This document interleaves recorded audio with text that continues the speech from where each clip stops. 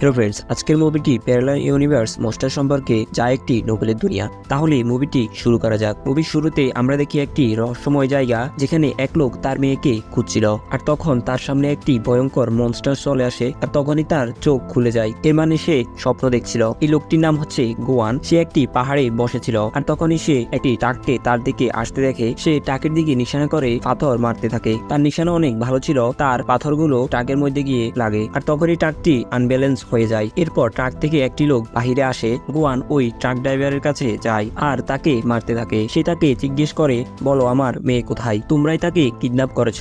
কিন্তু এই দুইজন লোক তাকে মেরে পালিয়ে যায়। যখন গোয়ান ট্রাকটিকে খোলে, তখন সে ট্রাকের ভিতর অনেকগুলো বাচ্চা দেখতে পায়, যাদের ওই লোকগুলো কিডন্যাপ করেছিল। গোয়ান এই বাচ্চাদের মধ্যে থেকে তার মেয়েকে খুঁজতে থাকে, কিন্তু সে তাকে পায়নি। আর সে ট্রাকে বসে কাঁদতে থাকে। এর মধ্যে সেখানে পুলিশও চলে আসে। আর পুলিশ গোয়ানকে দেখে মনে করে গোয়ানি এদেরকে কিডন্যাপ করেছে। আর তারপর পুলিশ তাকে তাদের সাথে নিয়ে যায়। এরপর আমাদের গোয়ানের পাস্ট লাইফ সম্পর্কে বলা হয়। তখন গোয়ানের একটি সুখী পরিবার ছিল। তার 5 বছরের একটি মেয়ে ছিল, কিন্তু আজ 6 বছর হয়ে গেছে কেউ তাকে কিডন্যাপ করে নিয়ে গিয়েছিল। আর অনেক সময় গোয়ান একটি স্বপ্ন দেখে, যেখানে তার মেয়ে একটি ভয়ঙ্কর ড্রাগ শহরে বন্দী রয়েছে। এরপর আমরা প্রেজেন্টে চলে আসি, যেখানে গোয়ান পুলিশের গাড়িতে বসেছিল। তখনই সেখানে একটি গাড়ি এসে দাঁড়ায়, আর সেই গাড়িতে বসে থাকা মেয়েটি গোয়ানকে বলে, তাড়াতাড়ি এই গাড়িতে এসে বসে পড়ো। আর তখন গোয়ান লুকিয়ে তাড়াতাড়ি ওই গাড়িতে এসে বসে পড়ে। মেয়েটি গোয়ানকে বলে, আমি তোমার ব্যাপারে সবকিছুই জানি, তোমার স্বপ্নের ব্যাপারেও। আর এই মেয়েটির নাম ছিল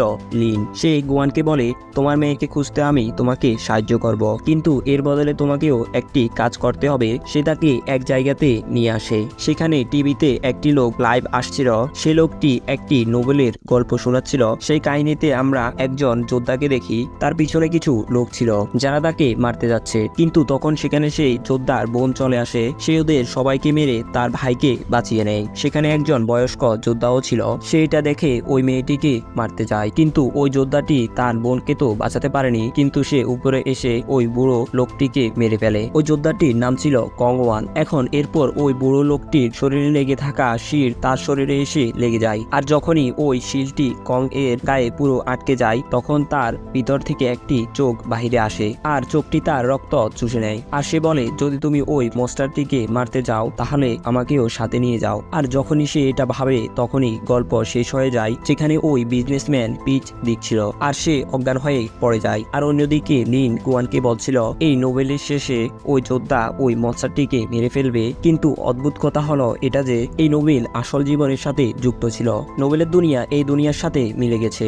আর 3 দিন পর ওই নোবেলে তারা ওই মনস্টারটিকে মেরে ফেলবে। কিন্তু যখনই নোবেলে ওই মনস্টারটিকে মারার কথা আসে, তখনই আমার বস মানে ওই বিজনেসম্যান অজ্ঞান হয়ে যায়। আর 3 দিন পর যাতে আমার বস না মারা যায়, তোমাকে আমার সাহায্য করতে হবে। এর বদলে আমি তোমাকে তোমার মেয়েকে খুঁজে দিব। আমরা অলরেডি 5টি মেয়েকে খুঁজে নিয়েছি, যার মধ্যে একজন তো অবশ্যই তোমার মেয়ে হবে, যা ডিএনএ টেস্টের মাধ্যমে জানা যাবে। লিন তাকে বলে, এই নোবেলিস্টটি অন্য শহরে থাকে, তোমায় সেখানে গিয়ে তাকে মারতে হবে। এই জন্য গোয়ান শহরে গিয়ে তাকে মারতে যায়। আর যখন নোবেলিস্ট গোয়ানকে বলে, তুমি এখানে কেন এসেছ, তখন গোয়ান তাকে বলে, আমি তোমার নোবেলের অনেক বড় ভক্ত। এই কথা শুনে নোবেলিস্ট অনেক বেশি খুশি হয়ে যায়, আর তাদের মধ্যে অনেক কথাবার্তা হয়। আর একদিন গোয়ান ওই নোবেলিস্টের সাথে কথা বলে যাওয়ার সময় তার ডায়েরি সেখানেই রেখে যায়। এই ডায়েরিতে সে তার স্বপ্নের ব্যাপারে লিখেছিল। যখন নোবেলিস্ট তার ডায়েরি পড়ে, তখন সে গোয়ানের কাহিনী অনেক পছন্দ করে। সেভাবে আমি এই কাহিনী আমার নোবেলেও যুক্ত করব। সে তার নোবেল চালু রাখে। নোবেলে দেখানো হয় কংওয়ান ওই মনস্টারটিকে মারার জন্য তার খোঁজে বের হয়েছে। আসলে ওই মনস্টারটি ছিল একটি কিংডমের রাজা। আর যখন কংওয়ান ওখানে পৌঁছায়, তখন সেখানে একটি উৎসব হচ্ছিল। কংওয়ান এর শিল্ডে থাকা ওই চোখটি কংওয়ানকে বলে, এই কিংডমের রাজা আরেকজন ছিল, আর এখানকার সৈন্য ছিল। কিন্তু সে ব্ল্যাক ম্যাজিক করে ওই রাজাকে মেরে ফেলে, আর সে নিজে রাজা হয়ে যায়। এখন এই মনস্টার রাজা অন্য রাজ্যগুলোতেও আক্রমণ করতে যাচ্ছে, আর তাই সে দ্বিতীয় রাজ্যে আক্রমণ করে দেয়। সে রাজ্যের সব লোককে মেরে সেখানে আগুন লাগিয়ে দেয়, আর পুরো শহর লুট করে নেয়। আর সেখানকার লোকেরা ভয়ে ঘরে লুকিয়ে পড়ে। এখন সিন আসল দুনিয়ায় দেখানো হয়, যেখানে গোয়ান ওই নোবেলিস্টের শহরে ছিল। সে তার হোটেলে আরাম করছিল, আর তখন সেখানে লিন আসে আর তাকে মারতে শুরু করে। সে বলে, আমি তোমাকে নোবেলিস্টকে মারতে বলেছি, আর তুমি তার সাথে বন্ধুত্ব করে নিয়েছ। আর তখন সেখানে নোবেলিস্ট চলে আসে, তাই লিন সেখান থেকে চলে যায়। নোবেলিস্ট গোয়ানকে তার ডায়েরিটি দেয়, আর গোয়ান তখন ভাবে, এখন আমি নোবেলিস্টকে মেরে ফেলবো, কিন্তু সে এটা করতে পারেনি। নোবেলিস্ট গোয়ানকে বলে, তোমার ডায়েরিতে তোমার যে গল্পটি ছিল তা আমি আমার নোবেলের সাথে যুক্ত করেছি। সে আবার গুয়ানের ডায়েরি নিয়ে নোবেল লেখা শুরু করে। এরপর আমরা আবার নোবেলের কাহিনীতে চলে আসি, যেখানে দেখানো হয় কংগুয়ান একটি রাস্তা দিয়ে যাচ্ছিল। তখন সে একটি ছোট বাচ্চাকে দেখে, সেখানে তার ছোট ভাই মারা গিয়েছিল। সে তার ভাইকে কবর দেয় আর ছোট বাচ্চাটি পাশে বাজায়। তার শব্দ শুনে সেখানে অনেকগুলো সৈন্য চলে আসে আর তাদের উপর আক্রমণ করার চেষ্টা করে, কিন্তু কংগুয়ান ওই বাচ্চাটাকে নিয়ে পালিয়ে যায়। আর যখন রাত হয়ে আসছিল তখন ওই সৈনিকদের শক্তি কম হতে থাকে, আর এর ফলে কংগুয়ান ওই বাচ্চাটাকে নিয়ে ওখান থেকে পালিয়ে যায়। তারপর আমরা আসল দুনিয়ায় আসি, যেখানে গুয়ান এই সিদ্ধান্ত নেয় যে সে এখন নোবেলিস্টকে মেরে ফেলবে। আর সে নোবেলিস্টকে একটি পাথর মারে আর সে অজ্ঞান হয়ে যায়। আর এখন সে তাকে মারতে যাচ্ছিল তখন সে একটি গান শুনতে পায়, যেটি সে তার মেয়ের জন্য গাইত। যখন সে তাকে খুঁজছিল তখন সে দেখে 10-12 বছরের একটি ছেলে ওই গানটি গাচ্ছিল। সে তাকে জিজ্ঞেস করে, তুমি এই গানটি কোথায় শুনেছ, আমাকে বলো বলো আমার মেয়ে কোথায়। কিন্তু ছেলেটি ভয় পেয়ে যায় আর সেখান থেকে পালিয়ে যায়। আর গুয়ান তার পিছনে যায়। আর তখন সে এক জায়গাতে চলে আসে, সেখানে সে তার মেয়ের কিডন্যাপারকে দেখে আর তাকে মারতে থাকে আর বলে, বলো আমার মেয়ে কোথায়। তখন কিডন্যাপার বলে, তোমার মেয়েকে অজ্ঞান করার জন্য আমি কিছু বেশি ডোজ দিয়েছিলাম, তাই সে মারা যায়। এটা শুনে গুয়ান অনেক রেগে যায় আর তাকে মারতে থাকে। তখন সেখানে লিন চলে আসে আর সে গুয়ানকে গাড়িতে উঠিয়ে নেয়। সে বলে, আমি তোমাকে সাহায্য করব। এই কথায় গুয়ান বলে, আমাকে যে করেই হোক এই কিডন্যাপারকে ধরতে হবে, আমি তাকে মেরে ফেলবো। আর তুমি চিন্তা করো না, আমি তোমার কাজটিও করে দেব, কিন্তু আমাকে তাকে মারতে হবে। এসব কথা লিন এর বসও শুনছিল। সে বলে, যদি আমার সমস্যা না থাকতো তাহলে আমি তোমাকে এই কাজটি করার জন্য কখনোই বলতাম না। লিন অনেক দুঃখী হয়ে যায়, কারণ সে তার বসকে তার বাবার মতো দেখত আর তাকে সাহায্য করতে চেয়েছে। অন্যদিকে আমরা নোবেলে কংগুয়ান আর ওই মেয়েটিকে দেখি। তারা ওই শহরের রাস্তা দিয়ে যাচ্ছিল, যেখানে সব জায়গায় মৃতদেহ পড়েছিল। এখানে কিছু লোক তাদের উপর আক্রমণ করতে আসে। তখন কংগুয়ান এর সাথে থাকা শিলটি বাইরে চলে আসে। ওই শিলটি তাদের সবাইকে মেরে ফেলে। এরপর কংগুয়ান আবার নর্মাল হয়ে যায়। অন্যদিকে ওই নোবেলিস্ট আহত ছিল।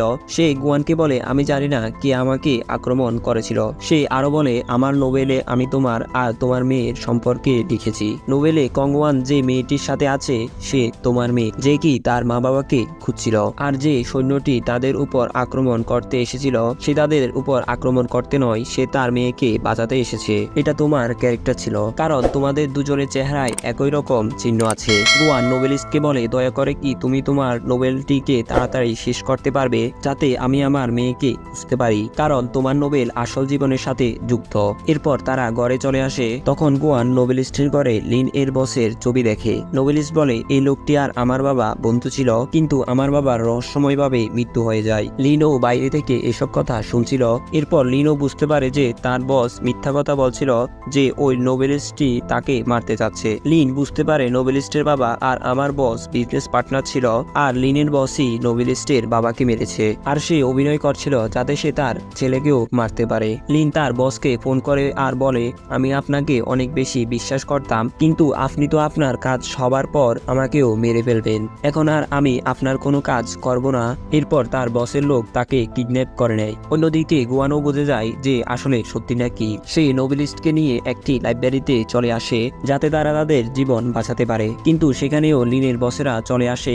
এখন তাদের মধ্যে লড়াই শুরু হয়। এরপর আমরা নোবেলের দুনিয়ায় চলে আসি। কংগুয়ান ওই মেয়েটির সাথে ওই মনস্টারটাকে মারতে যায়। ওই মনস্টারের সব সৈন্য আর সব পাহারাদার রাতে ঘুমাচ্ছিল, কারণ রাতে তাদের শক্তি চলে যেত। এখন সে ওই মনস্টারকে ডাকতে থাকে, আর তখনই একটি অদ্ভুত মনস্টার সেখানে চলে আসে, যার চেহারা অনেক অদ্ভুত ছিল। সে কংগুয়ানকে বলে, তুমি আমার বন্ধুর ছেলে, আমি তোমার বাবাকে তো অনেক আগেই মেরে দিয়েছি, আর তোমার এবং তোমার বোনকে মারার জন্য লোক পাঠিয়েছিলাম, কিন্তু তুমি কোনোভাবে বেঁচে গেছো। এরপর মনস্টারটি তার উপর আক্রমণ করতে শুরু করে, আর এদের মধ্যে লড়াই শুরু হয়ে যায়। আর কংগুয়ান এর শরীরের শিল ও এই মনস্টারের সাথে লড়াই করে। এই মনস্টারটি অনেক শক্তিশালী ছিল, আর সে শিলটিকে ধ্বংস করে দেয়। আর এখন কংগুয়ান এর সাথে লড়াই করার জন্য তার দিকে যায়। তখন ওই মেয়েটি বাঁশি বাজাতে শুরু করে, যাতে তাকে বিভ্রান্ত করতে পারে।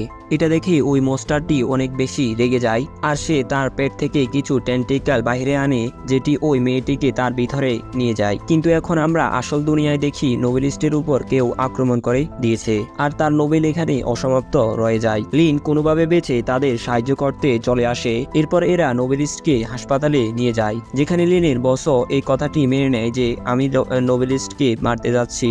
যখন গুয়ান সবকিছু বুঝতে পারে তখন সে সিদ্ধান্ত নেয় যে এই নোবেলটিকে সেই শেষ করবে, কারণ যদিও লিনের বস নোবেলের সাথে যুক্ত হওয়ার অভিনয় করছিল, কিন্তু এই নোবেলে যে বাচ্চাটি আছে সে সত্যি গুয়ানের মেয়ে ছিল।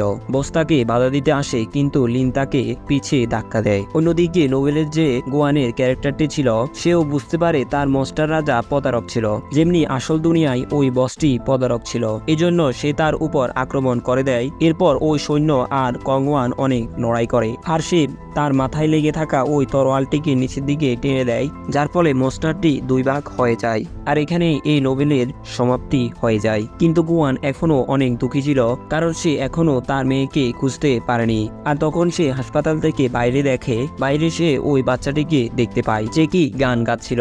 সে হাসপাতাল থেকে বাইরে আসে আর তার পিছে পিছে লিনও আসে। তার এটা মনে হচ্ছিল এটা তারই মেয়ে। সে ওই গানটি গাইতে শুরু করে যা সে তার মেয়ের জন্য গাইতো। আর যখন তার মেয়ে ওই গানটি শুনে তখন সে পিছে তাকিয়ে দেখে আর সে বুঝতে পারে এই গানটি তার বাবা গাচ্ছিল।